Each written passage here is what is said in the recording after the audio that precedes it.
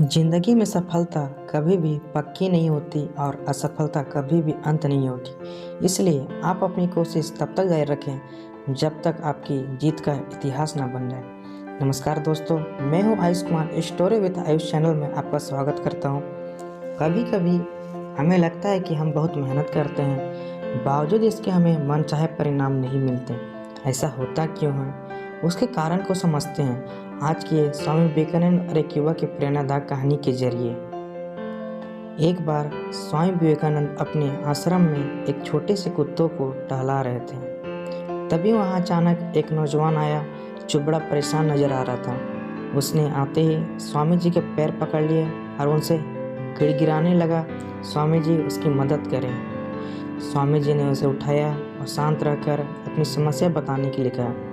युवक बोला, स्वामी जी, मैं काफ़ी पढ़ा लिखा हूँ और मेहनती भी हूँ, लेकिन फिर भी मैं आज तक अपने किसी काम में उतना सफल नहीं हो पाया जितना मैं हकदार हूँ। स्वामी जी ने उसकी सारी बात गौर से सुनने के बाद उससे कहा कि मैं तुम्हारी समस्या का हल जरूर बताऊँगा, लेकिन उससे पहले तुम्हें मेरा एक काम करना पड़ेगा। तुम्हें इस कुत्ते को थोड़ी दूर तक टहलने के लिए ले जाना पड़ेगा। युवक को स्वामी जी की ऐसी शर्त बड़ी अजीब लगी। फिर उसने सोचा, इतना आसान काम है तो कर देता हूँ और बदले में स्वामी जी से समस्या का उपाय मिल जाए। युवक ने स्वामी जी के पास से कुत्ता लिया और उसे टहलाने के लिए दूर ले गया।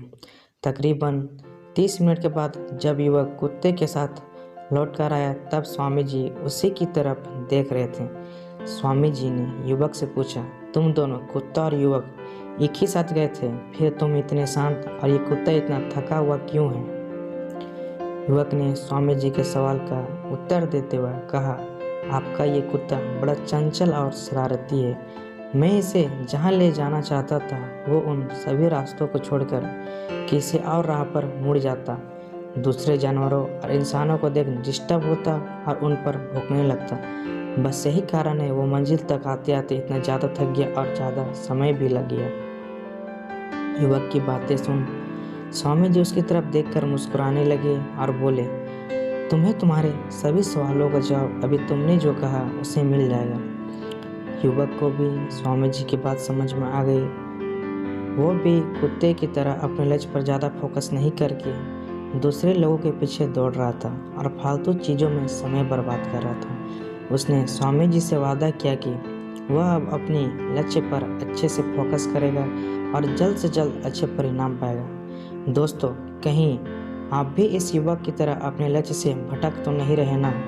यदि ऐसा है तो तुरंत बाकी सभी चीज़ों को नज़रअंदाज कर अपने लक्ष्य के पीछे पड़ जाइए, फिर देखना आपकी जीत निश्चित है।